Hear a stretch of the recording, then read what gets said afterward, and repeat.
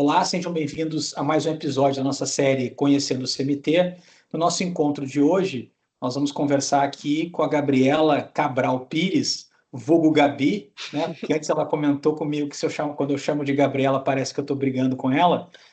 Gabi, muito prazer aí por estar presente em mais um episódio do nosso Conhecendo o CMT. Obrigada, Vicky, o prazer é meu. Bom, Gabi, como você sabe, é um bate-papo informal, né? O objetivo de falar um pouquinho mais das características mais pessoais, um pouco da história dos sócios do CMT. E eu queria começar perguntando a você como é que era a Gabi quando criança, se era muito comum os momentos que os pais tinham chamado de Gabriela mesmo para chamar atenção, se era mais levada, se era mais certinha, mais CDF, como é que era a Gabi criança? A Gabi criança, eu não ouvia muito Gabriela, não, sabe? Era mais Gabi mesmo. Na verdade, na minha família nem é Gabi, é Bela, eu não sei porquê, mas eu era mais quieta, assim. Uma criança ativa, mas não muito bagunceira, assim, sabe? Muito certinha de responsabilidade na escola, aquelas coisas muito de ter que tirar sempre 10, e se eu tirasse 9,9 estava errado, era mais ou menos isso aí. Então você era daquelas que sentava mais bem na frente da professora, era a queridinha da professora. Era que emprestava o caderno para todo mundo, era isso aí. Que legal, que legal. E, e como é que foi, assim, naquele momento em que a gente vai, né, vai passando no colégio, etc., vai chegando aquela hora de decidir o que fazer, profissão, o que vestibular prestar, que faculdade pensar. Como é que foi esse momento? Como é que você se portou? Foi engraçado, Bica, porque eu ia fazer arquitetura ou belas artes. Eu não tinha outra opção entre arquitetura. Ou era arquitetura ou era belas artes, eu tinha certeza absoluta disso. Que são próximas, né? É muito comum, São. muitos artistas que fazem arquitetura, né? Justamente, minha mãe é arquiteta, então eu sempre tive esse contato em casa, né, assim. Só que chegou uma fase em que fomos para o, acho que era o segundo ano na escola, para fazer aqueles exames de, como é que chama? Vocacionais. Vocacionais, exatamente. E eu sempre gostei muito de matemática e de história e geografia. No exame vocacional deu economia, deu relações internacionais, relações públicas e direito. Quando eu fui medir, a pensar e tentar entender como é que funcionava, primeiro que eliminaram arquitetura e belas artes, né? Sabe que, só um comentário rápido, nessas conversas do Conhecendo o CMT, é muito constante, é bem constante, assim, é bem presente a realização de testes vocacionais e como isso impacta nas pessoas. Eu achei que era uma coisa, assim, em certa medida mais ultrapassada, mas não, é bem presente. Não mesmo, porque aí depois do teste eu comecei a estudar essas profissões, né? Eu fui conversar com as pessoas, né? Então fui tentar entender como é que era e fiquei muito em dúvida entre direito e relações internacionais. Acabei entendendo que se eu fizesse direito eu teria oportunidade de trabalhar com relações internacionais e caí no direito, mas eu caí no direito assim. Eu sabia que eu amava história e geografia, mas eu tinha que descobrir alguma matemática no meio do caminho, né? Então era um direito que já estava tentando descobrir onde é que eu ia achar número. Então você foi direto para o direito, você não chegou a fazer nada de arquitetura, não? Não fiz nada, fui direto para o direito. Me encantei com o direito desde a primeira faculdade, assim, aquela pessoa que gosta de teoria do Estado, de direito romano, era eu. Você gostou desde que não é uma coisa tão comum, né? Às vezes os primeiros semestres a pessoa desanima um pouco, mas você gostou desde logo. Gostei. O primeiro semestre do direito aqui na UFMG, ele é um pouco diferente porque ele era dentro da faculdade de filosofia. Ele não era na faculdade de direito. Então, era um ambiente muito misturado, porque todos os cursos de humanas faziam o primeiro semestre juntos. Então, no mesmo lugar tinha comunicação, tinha história, tinha filosofia. Não, foi um pouco direito, mas logo em seguida, no segundo período, eu já, assim, e acho que teoria geral do Estado deve ter sido no segundo período, assim, eu já falei, era isso aí que eu queria mesmo. E Gabi, e na faculdade você continuou sendo a certinha do caderno organizado, etc., ou você já se migrou um pouquinho mais para o fundão? Ah, não, mas eu podia ficar no fundão, não deixava de ficar no fundão, não, porque falar também eu sempre falei muito, né? Então eu tinha que ter um meio do caminho. O meu caderno continuava sendo usado, mas eu estava migrando eu estava no meio da sala, assim. Sim. E você, logo depois, entrando na faculdade, você começou a fazer estágio, deixou mais para o final? Como é que foi aí o início da vida, assim, como estudante do estágio, essa etapa? No segundo período eu já estava fazendo estágio. Eu entrei, no segundo período eu fui fazer, como uma boa estudante de direito, eu entrei achando que eu ia ser uma delegada maravilhosa, que eu ia ser uma criminalista, uma criminalista, e aí eu fui fazer um estágio na Promotoria de Infância e Juventude, mas só que na área de ato infracional. E aí eu descobri que eu definitivamente nunca ia trabalhar com direito penal na minha vida. Por quê? Porque aquilo mexeu muito comigo, assim, obviamente eu não sabia nada de direito, o que o promotor fazia comigo? Ele falava, Gabi, lê esse processo, depois faz um resumo para mim. E eu pegava uns casos muito pesados de crianças cometendo crimes, né? E aí eu via a parte social da criança, psicológico, o contexto, e aí eu falei com ele, eu não vou conseguir continuar, não vai dar. Não, é uma, digamos assim, é um contato com uma parcela da realidade que todos nós sabemos que existe, mas que, de um modo geral, grande parte de nós não tem contato. Tá longe, né? Está longe, né? Ainda bem, né? De certa medida, por um outro lado, é triste que exista, né? Mas faz parte. E aí, bom, aí você fez esse estágio, ficou quanto tempo lá? Eu fiquei um semestre, e aí E aí desisti. depois? Depois eu fui migrando, eu trabalhei no jurídico interno, nem foi jurídico interno, no DP, no departamento pessoal. Eu fiz estágio, mas foi no departamento pessoal de uma rede de supermercados, então eu ia para o centro de distribuição, trabalhava dentro do centro de distribuição, Que legal, entregava EPI, fazia rescisão no sindicato, bem ficava legal. cuidando disso. Aí de Um lá. parênteses só, uma coisa interessante, um parênteses só, porque uma das questões, para quem não sabe aqui, né, a Gabi é sócia da área tributária do escritório, eu falhei no início em não dizer isso, mas o que ia comentar, Gabi, é que essa parte do tributário, dessas contribuições previdenciárias, dessas obrigações todas com a conexão com o trabalhista, muitas vezes os colegas do tributário não entram muito, né? Fica lá no PIS, na COFINS, no imposto de renda, mas esse lado que meio mescla com o trabalhista, às vezes fica desassistido. É verdade. E eu vi um lado muito prático do trabalhista, né? Assim, de entender mesmo como é que funcionava um acidente de trabalho, de conferir se estava cumprindo cota de PCD, sabe? Eram umas coisas, de fazer rescisão, ir no sindicato fazer homologação, aquelas coisas assim. Novinha, né? Mas eu já consegui enxergar isso. Mas eu tinha a ideia de que eu tinha que conhecer outras coisas. E aí eu caí no ambiental. Fui para um escritório trabalhar com ambiental. Trabalhei um ano e pouco nesse escritório. Meus chefes, na época, foram para outro escritório, que é um escritório grande daqui de Minas.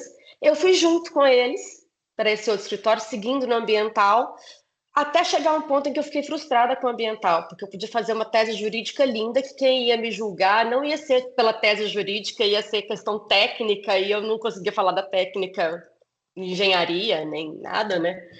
E aí eu falei com a minha chefe na época que eu queria sair do ambiental e testar outras coisas. Ela falou, tá bom, então continua aqui dentro, tem vaga no tributário. Ah, legal. Aí eu fui para o contencioso tributário na época. Só que nessa época eu ainda era novinha, né? Então o contencioso tributário era uma semana lendo diário oficial, uma semana batendo perna no fórum e 2 semanas fazendo alguma coisa de tributário. Mas era a realidade, né? Era a realidade. E aí você ficou nesse escritório até formar. Não, aí eu saí desse escritório, fui para um outro escritório também no tributário, aí um escritório de um professor meu que já era professor de tributário, e aí eu descobri onde é que eu ia achar os números na minha vida, né? Eu encontrei. E aí esse professor meu me chamou para trabalhar com ele, eu fui fazer estágio com ele, continuei lá e eu formei e continuei nesse escritório. Aí já em tributário. Aí já em tributário, na consultoria tributária já. Consultoria tributária, aí mais consultoria e menos contencioso. Era. A gente só fazia inicial. A consultoria, na época, nesse escritório, fazia as iniciais e o contencioso terminava de tocar o processo depois. Entendi. Estruturava a tese, vamos chamar assim, aí Era. depois. Legal. E, e por que que você acha que, bom, tem a questão dos números, assim, mas o que que mais atraiu no tributário, além da questão dos números? Me atrai muito, eu gosto muito, muito mesmo, tá? Foi até algo que eu estudei muito no mestrado depois, né? Que é a parte do Estado, da teoria do Estado que envolve o tributário, que é exatamente entender o porquê de pagar tributos, o porquê as pessoas têm que entender como pagar direito, o porquê da necessidade de cidadania fiscal e etc. Eu gosto muito dessa parte que é a justificativa para o tributário existir dentro de um Estado, sabe? Assim, acho isso muito maravilhoso. É uma explicação que, se a gente entende que o motivo disso e consegue confiar, claro, no sistema tributário de um Estado que passa essa confiança, as coisas fazem mais sentido, né? Sem dúvida. Claro que a teoria, às vezes, acaba ficando longe da prática, né? Especialmente num país com tributação muito complexa, né? Porque eu acho que tem a questão de carga tributária, e de fato, em alguns tributos a carga é alta, em alguns outros ela até não é alta, mas a principal questão é a complexidade, né? Como é difícil pagar tributos no Brasil, né? Pois quando a gente estuda cidadania fiscal, inclusive, como a forma do Estado ajudar o contribuinte a ter interesse em pagar e pagar certo, leva em consideração transparência no uso do dinheiro, simplicidade na forma de apuração, é, é uma parceria que deveria existir entre Estado e contribuinte para que isso acontecesse de uma forma cooperativa, né? Mas, ao mesmo tempo, tem que saber usar o dinheiro direito, tem que mostrar que o dinheiro foi usado de forma correta. Senão, realmente, as pessoas não vão querer pagar o tributo, né? E no nosso país, com certeza, essa não é uma característica, nem simplicidade, nem transparência nos gastos, né? Justamente. Gabi, e você teve uma passagem por uma empresa de auditoria, não foi? Tive também a passagem pela empresa de auditoria. Eu Como é que passei por foi? ela.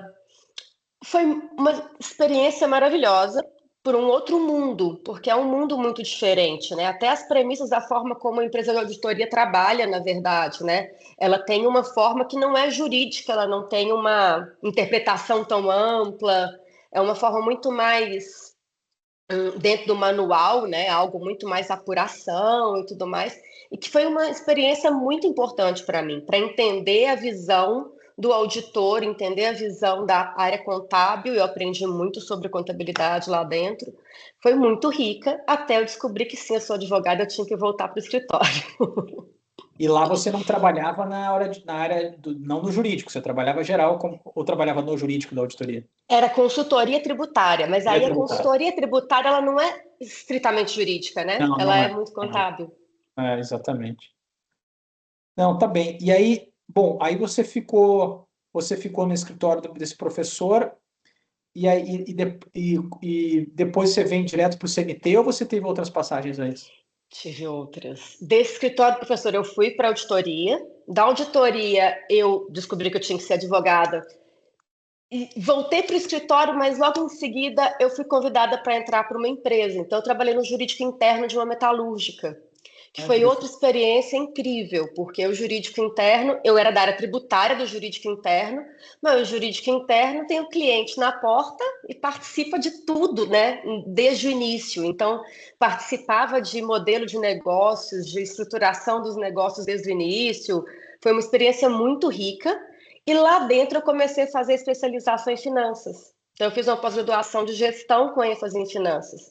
Quando eu comecei a fazer essa pós, me promoveram, mas me promoveram para fora do jurídico. E aí eu fui para o financeiro. Aí eu tive uma outra experiência muito rica, que foi trabalhando como chefe do departamento financeiro, tendo contato com o dia a dia de contas a receber, de câmbio, negociação com banco, financiamentos. Assim, foi muito bom. Até que eu saí de lá, que eu também, mais uma vez, tive uma experiência linda, mas eu sou advogada. E aí, sim, eu voltei para o escritório. E, Gabi, e só uma brincadeira aqui, né? mas em certa medida você volta agora a tratar da parte financeira, porque, para quem não sabe, a Gabi já há algum tempinho é a sócia que responde pela área financeira do escritório, é como se fosse a nossa sócia CFO, vamos chamar assim. Então você tentou fugir da área financeira, mas voltou para ela em certa Mas eu medida. gosto dela. Não é que eu não gosto, mas aqui eu consigo fazer os dois. Eu sou da área financeira, mas eu também sou advogada, aí eu fico tranquila. É verdade, é verdade. Tá bom. Gabi, uma pergunta um pouco mais, assim, brincando aqui, um pouquinho mais filosófica. Para você, o que é ser advogada? Uma pergunta difícil, né? Eu acho que parece algo muito soa como uma resposta pronta, mas é solucionar problemas, sabe? Assim, solucionar de uma forma correta. Encontrar soluções que sejam não corretas sob a ótica legal e que elas sejam eficazes para o cliente, porque a gente tem várias formas diferentes de solucionar um problema. Pode ser a que não é correta sob a ótica da lei, pode ser a que é correta sobre a ótica da lei, mas ela não resolve o problema do cliente. E a gente consegue juntar as duas coisas, sabe? Então, ser o advogado é entender como é que se soluciona um problema sendo eficaz. Então, a gente tem que olhar de uma forma ampla e prática também para isso, né? Gabi, dentre as assim, a experiência que você teve, ou no início da faculdade, ou depois, passando pelo início da vida profissional, qual ou quais as experiências que mais marcaram no sentido de que hoje, mesmo trabalhando como sócio do CMT, você percebe que mais moldaram você, ou que mais ajudam você? O que aconteceu lá atrás como experiência profissional que você traz até hoje? As experiências, é curioso, porque, claro, as experiências em escritórios foram muito ricas e são elas que me fazem ser advogada hoje que eu sou, mas experiências fora do escritório foram muito importantes. Assim, eu não só eu trabalhei nessa metalúrgica, eu no meio do caminho também tive um período que eu trabalhava como advogada e trabalhava na empresa dos meus pais, cuidando da área financeira também da empresa dos meus pais. Foram experiências práticas e que, por meio delas, eu entendi que o advogado que não te traz, que não enxerga o que é o seu problema, por que você precisa dele, ele é inútil. Então, eu acho que é muito legal isso de enxergar que um parecer pode ser lindo juridicamente, mas se na prática ali ele não resolver o problema, ele não for aplicável, ele não serve para nada. Ele é só uma tese jurídica, né? Muito bom, muito bom. Acho que você sabe que eu compartilho 100% com essa sua opinião e na minha vida profissional, especialmente no início, durante toda a formação da faculdade, eu trabalhei sempre em empresas ou em auditoria e é incrível como isso faz diferença, assim, é uma certa conexão com a realidade que muitas vezes eu percebo que alguns colegas que só passaram por escritórios têm uma dificuldade, assim, né? Entender que você convive diariamente com pessoas que não são do direito e que não estão muito preocupados com o que diz o Ponce de Miranda, né? Justamente. A academia é linda, né? Eu adoro estudar, mas é diferente da prática. Exatamente. Gabi, para encerrar, se você pudesse voltar no tempo e falar com a Gabi lá no início da faculdade ou no final dela, iniciando a vida profissional, que conselho que você daria para ela?